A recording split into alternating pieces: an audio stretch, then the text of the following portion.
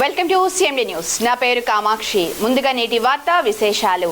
సిద్దిపేట జిల్లా వ్యాప్తంగా వివిధ మండలాల్లో ఉన్న ప్రైవేటు పాఠశాలలు మరియు కళాశాలలో అధిక ఫీజుల దోపిడీని అరికట్టాలని ఏఐవైఎస్ జిల్లా అధ్యక్షుడు జనగామ రాజకుమార్ డిమాండ్ చేశారు. ఈ సందర్భంగా ఆయన మాట్లాడుతూ ప్రైవేట్ పాఠశాలల్లో టెక్స్ట్ బుక్స్లతో పాటు నోట్బుక్లు, యూనిఫామ్, షూస్, టై, బెల్ట్, ఐడి కార్డుల పేరిట పేద విద్యార్థులను దోచుకుంటున్నారని, దీనిపై డిఈఓ వెంటనే స్పందించి అన్ని పాఠశాలల్లో తనిఖీలు నిర్వహించాలని ఆయన డిమాండ్ చేశారు. దోపిడీ మాత్రమే ప్రధానంగా కనిపిస్తా ఉన్నది. ఈ జిల్లాలో విద్యాశాఖ విద్యా అధికారులు ఎవరు పట్టించుకోవడం లేదు. ఈ ప్రాంతం ఏదైనా అభివృద్ధి చెందిందేం కాదు. మామూలుగా కష్టపడితే కానీ రెక్కాడితే కానీ డొక్కాడని పేద ఇంటి వాళ్ళు, మధ్యతరగతి కుటుంబాల వాళ్ళే కాబట్టి వారి నుండి ముక్కుపిండి వసూలు చేస్తూ ఉన్నారు విద్యా బోధనతోటి.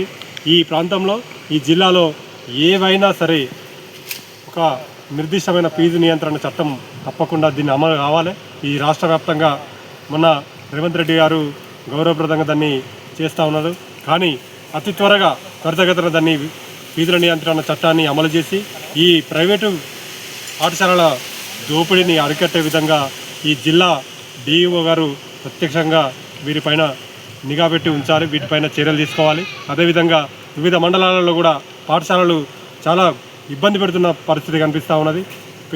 పేద తల్లిదండ్రులను వారిని ఫీజులకు పోతే, స్కూల్లోకి పోతే అడ్మిషన్ ఫీజులని, స్కూల్లో బుక్స్ అని, నోట్బుక్స్ అని, అదేవిధంగా వాళ్ళకు డ్రెస్సులు అన్నీ అక్కడే అదే స్కూల్లో అదే పాఠశాలలో తీసుకోవాలని చెప్పి ఇబ్బంది పెడుతూ వాళ్ళను చాలా నరకయాతన గురి చేస్తూ ఉన్న పరిస్థితి కనిపిస్తూ ఉన్నది.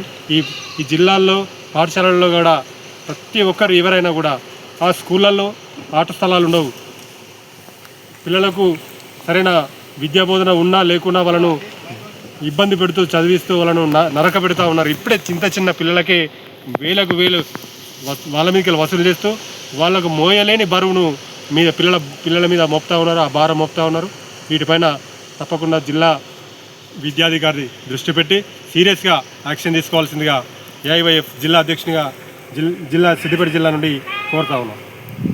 ముఖ్య గమనిక: మా హాస్పిటల్ నందు డాక్టర్ ఎన్టీఆర్ వైద్య సేవ అందించబడెను. పేదలందరికీ ఆధునిక వైద్యం చేయబడెను.